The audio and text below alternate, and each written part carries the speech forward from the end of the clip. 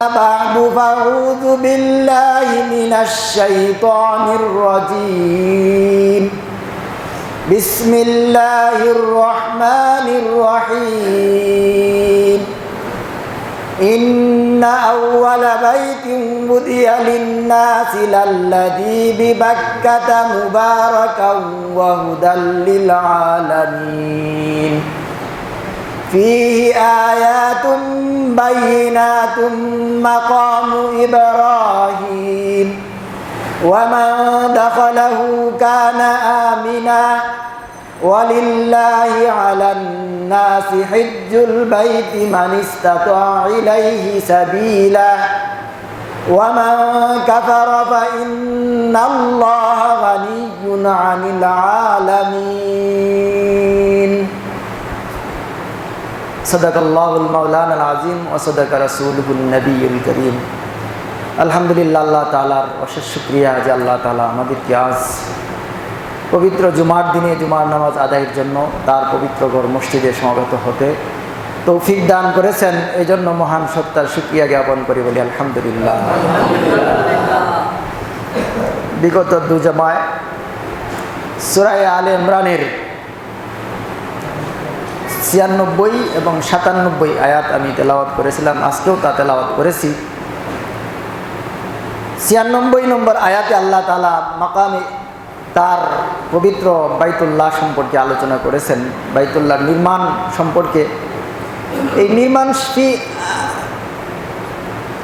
ইন্না আউওয়ালা বাইতিন বুদিয়া লিন্নাস, বুদিয়া শব্দের উপর অর্থাৎ তার নির্মাণের উপর, তার প্রতিষ্ঠার উপর, তার সংস্কারের উপর বিগত দু জুমায় আলোচনা হয়েছে। আজকে হলো বাক্কাতা মুবারাকা এই শব্দের উপর আলোচনা। পবিত্র কোরআনে মক্কাতুল মুকাররমার একাধিক নাম, বাইতুল্লাহর একাধিক নাম, কোথাও আল্লাহ মক্কা বলেছেন, আবার কোথাও বাক্কা বলেছেন। হাদিসের মাঝে তার অনেকগুলা নাম পাওয়া যায়, যেমন মসজিদুল হারাম, কোরআনেও আল্লাহ তাআলা মসজিদে হারাম বলেছেন, হাদিসেও মসজিদে হারাম বলা হয়েছে। বাইতুল আতিক, বাইতুর রহমাত, বাসুদা এবং আরো অনেক অনেক নাম হাদিসের মাঝে এই পবিত্র খানায়ে কাবার, আল্লাহর পবিত্র ঘরের, পবিত্র বাইতুল্লাহর অনেক নাম রয়েছে। আজকের আয়াতে আল্লাহ তাআলা বাক্কাতুল মুকাররমা এর উপরে আলোচনা, লাল্লাযী বিবাক্কাতা মুবারাকা। বাক্কা শব্দের তাফসীর করেছেন মুফাসসিরিনে কেরাম, তাফসীরে ইবনে কাসিরের মধ্যে লিখেছেন যে বাক্কা শব্দের তাৎপর্য হলো, তার ব্যাখ্যা হলো যে যত দাম্ভিক, অহংকারী, পরাক্রমশালী যারাই পৃথিবীতে যত শক্তিধর, যতই ক্ষমতাধর, দাম্ভিক আর অহংকারী হোক, জালেম হোক, এই গড়ের যদি অনিষ্ট সাধন করতে ইচ্ছা করে তাহলে আল্লাহ তাদেরকে চূর্ণ বিচূর্ণ করে দেন। এবং তার পাশাপাশি লিখেছেন যেহেতু সেখানে নারী পুরুষ বিভিন্ন পেশার মানুষ একই ইমামের পিছনে সমবেত হয়ে নামাজ আদায় করেন, এজন্য তার নাম রাখা হয়েছে বাক্কা। তো প্রথম যে ব্যাখ্যা, সেই ব্যাখ্যার আলোচনায় পবিত্র কোরআনের আল্লাহ তাআলা 114টি আয়াত, 114টি সূরা দিয়েছেন। এই 114টি সূরার মধ্যে একেবারে শেষ দিকে একটি সূরা, যে সূরার নাম সূরাতুল ফিল। আল্লাহ যে দাম্ভিক অহংকারীদেরকে চূর্ণ বিচূর্ণ করে দেন, যারা এই পবিত্র খানায়ে কাবার অনিষ্ট সাধন করতে চাবে তাদেরকে যে আল্লাহ মিসমার করে দেন, তাদেরকে ধ্বংস করে দেন, তাদেরকে ধূলিসাৎ করে দেন, তার একটা চিত্র, তার একটা উপমা, তার একটা দৃষ্টান্ত, তার একটা নমুনা আল্লাহ তাআলা ওই পবিত্র কোরআনের একেবারে শেষের দিকে, যেটা আপনার 114টি সূরার মাঝে ওই 105 নম্বর সূরা, যে সূরার নাম হলো সূরাতুল ফিল। এই সূরাতুল ফিলের মাঝে আল্লাহ তাআলা এই দাম্ভিক অহংকারী বাদশাদেরকে যে চূর্ণ বিচূর্ণ করে দিয়েছিলেন তার চিত্র তুলে ধরেছেন। এই সূরার মধ্যে আল্লাহ তাআলা বলেন আলাম তারা কাইফা ফাআলা রাব্বুকা বিআসহাবিল ফিল আলাম ইয়াজআল কাইদাহুম ফি তাদলিল ওয়া আরসালা আলাইহিম তায়রান আবাবিল তারমিহিম বিহিজারাতিন মিন সিজ্জিল ফাজআলাহুম কাআসফিন মাকুল। এই সংক্ষিপ্ত আলোচনায়, এই জুমার আলোচনা, এই সূরার উপর পূর্ণ আলোচনা করা সম্ভব হবে না, তবে খণ্ড খণ্ড কিছু আলোচনা করব। এই আয়াতে কারিমার মধ্যে, এই সূরার মাঝে আল্লাহ তাআলা বলেন, তার রসুলকে সম্বোধন করে বলেন, আলাম তারা কাইফা ফাআলা রাব্বুকা বিআসহাবিল ফিল, আপনি কি দেখেননি আপনার রব হস্তিওয়ালা বাহিনীর সাথে কি আচরণ করেছেন? মুফাসসিরিনে কেরাম লিখেছেন যে আল্লাহ রসুলের জন্মের 6 মাস পূর্বে, অথবা কোনো কোনো বর্ণনায় আছেন 40 দিন পূর্বে ঘটনা ঘটেছিল। এই সূরার বিষয়বস্তু সারমর্ম হলো, ওই খ্রিস্টান বাদশাহ ইয়ামানের গভর্নর আব্রাহা, যে সনা নামক ইয়ামানের সানা শহরের সে একটি সুরম্য গির্জা নির্মাণ করেছিল। তার উদ্দেশ্য ছিল ওই মুসলমানরা যে পবিত্র খানায় কাবায় হজ করতে আসে তার বিপরীতে সে এই গির্জা নির্মাণ করলো, যে সেখানে মক্কার পরিবর্তে মানুষ সেখানে যে হজ পালন করবে। এই উদ্দেশ্য নিয়ে সে একটি সুরম্য গির্জা নির্মাণ করলো। কিন্তু 1 বছর অতিবাহিত হয়ে গেল, একজন মানুষও সেখানে হজ করতে চায় না। ঘটনা ঘটলো, আরবের কোনো এক লোক সেখানে পৌঁছলো, ওই যে রাত্রের অন্ধকারে সে ওই গৃহে মল ত্যাগ করলো এবং কদমাক্ত করে ফেললো, এই প্রস্রাব পায়খানা করে। এতে সে অত্যন্ত রাগান্বিত হয়ে শপথ করে বসলো যে এই পবিত্র খানায় কাবাকে সে ধ্বংস করে দেবে। এই উদ্দেশ্য নিয়ে 60,000 সৈন্যের একটি বাহিনী, 60,000, তার মধ্যে 13টি হাতি ছিল। এর মধ্যে বাদশার একটি হাতি ছিল, যে হাতির নাম ছিল মাহমুদ। এই হাতি ছিল একেবারে শুভ্র সাদা ধবধবে। এই হাতি ছিল অন্য সকল হাতির সর্দার, নেতা। ও যেদিকে যেত অন্য হাতিগুলো সেদিকেই যেত, এই হাতি যেদিকে যেত তার বাহিনীটাও সেদিকে যেত। এজন্য আল্লাহ তাআলা এই দলটার নাম রেখে দিয়েছেন হাতিওয়ালা। আলাম তারা কাইফা ফাআলা রাব্বুকা বিআসহাবিল ফিল, এই হাতিওয়ালাদের সাথে, হাতিওয়ালা বাহিনীর সাথে আপনার রব কি আচরণ করেছেন আপনি কি সেটি দেখেননি? তো তখন তো রাসূল পাক সাল্লাল্লাহু আলাইহি ওয়াসাল্লামের জন্মই হয়নি, রাসূল দেখবেন কিভাবে? এই ধরনের শব্দ পবিত্র কোরআনে বহু জায়গায় আল্লাহ তাআলা ব্যবহার করেছেন। আলাম তারা, আপনি কি দেখেননি?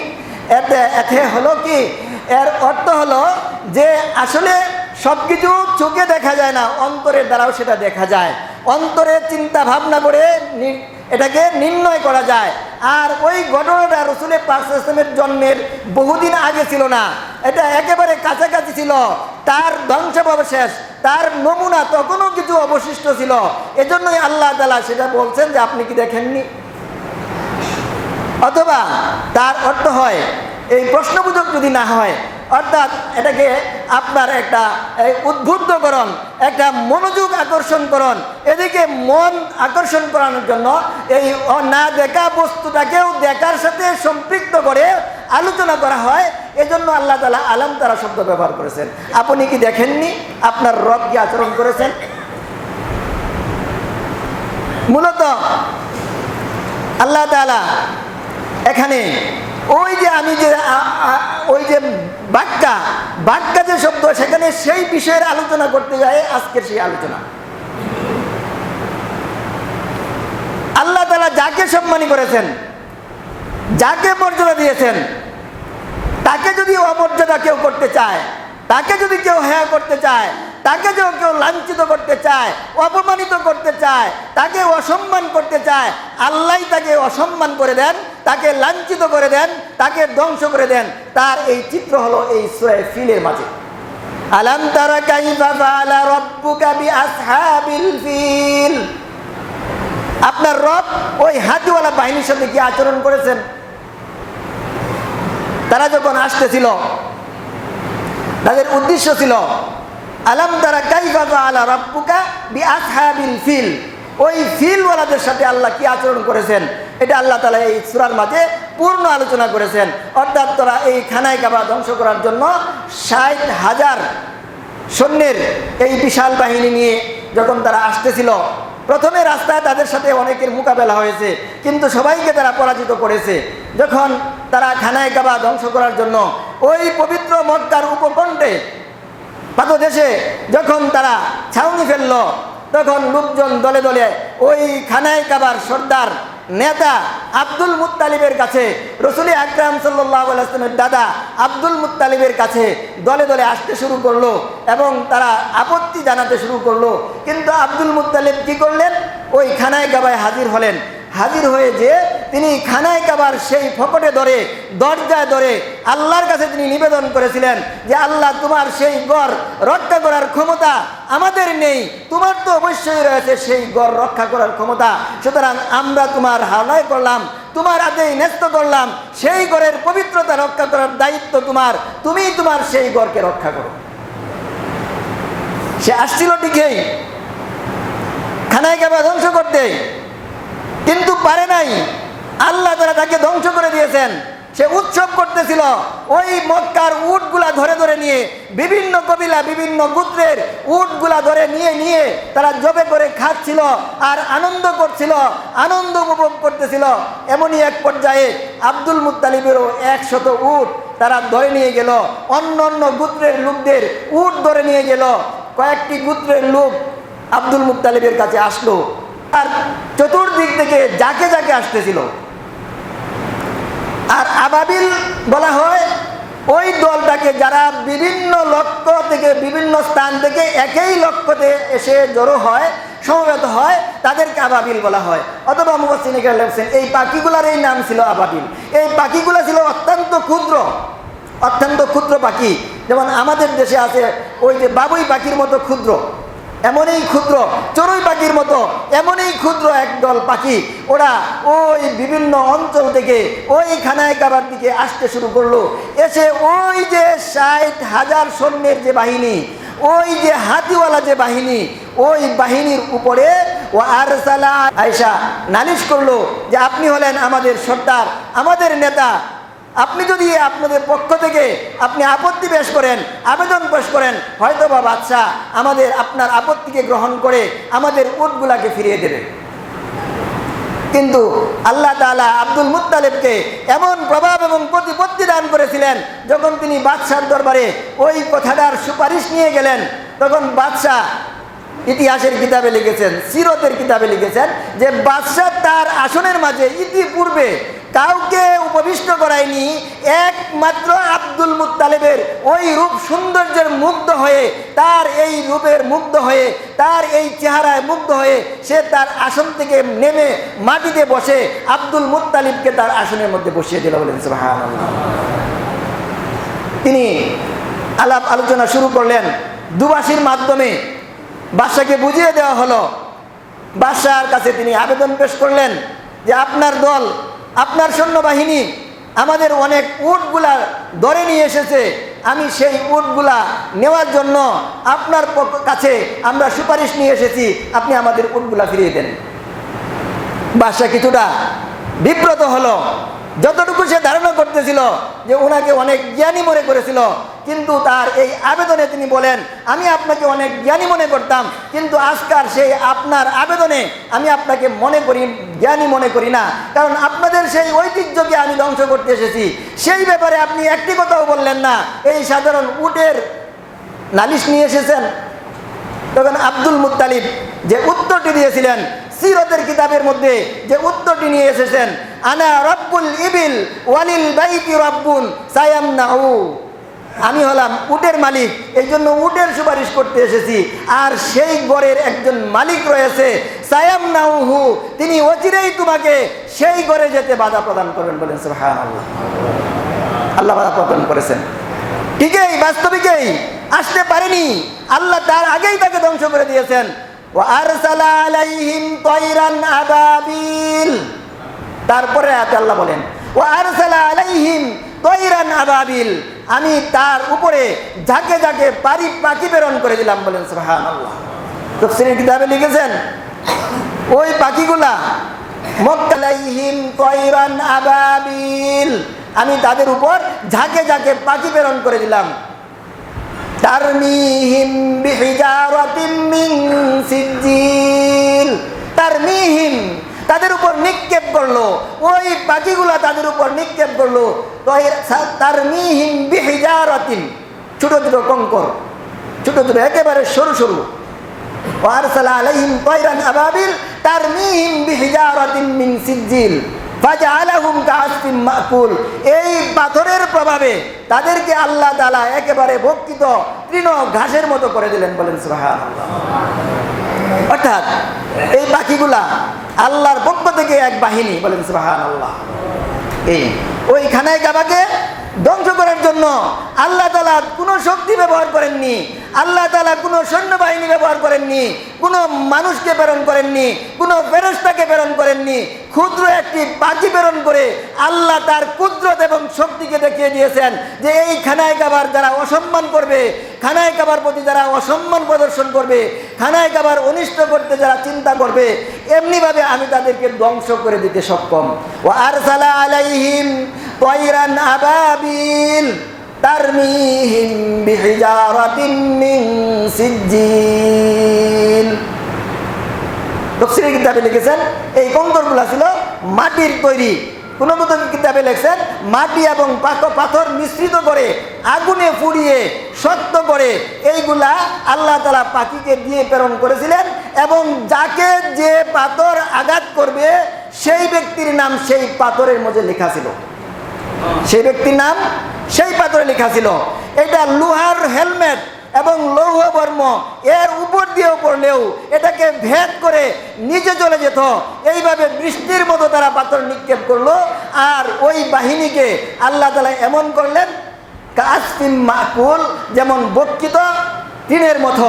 মাকুল শব্দের তাফসীর করেছেন মুফাসসিরিনে কেরাম, যেমন আমাদের দেশে বিভিন্ন খাদ্যদ্রব্যের চুলা সারানো হয়, যেমন গমের উপরে কিন্তু একটা পাতলা আবরণ থাকে, ওই আবরণটা সরিয়ে তাকে আটা করা হয়।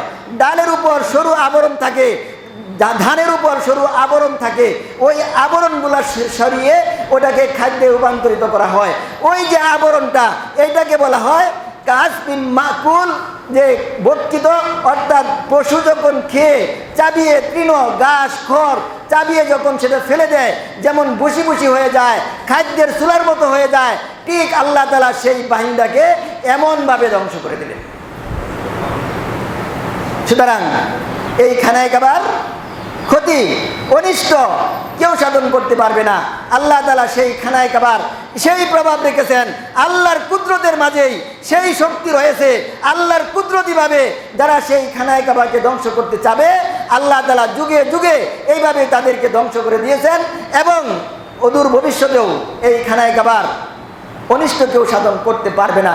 তবে একটি সময়, যে সময় আর সেই পৃথিবী থাকবে না, আল্লাহ এই পৃথিবীকে ধ্বংস করে দেবেন, এই পৃথিবীকে অন্য পৃথিবীতে রূপান্তর করে দিবেন, এই ভূমিকে অন্য ভূমিতে রূপান্তরিত করে দিবেন।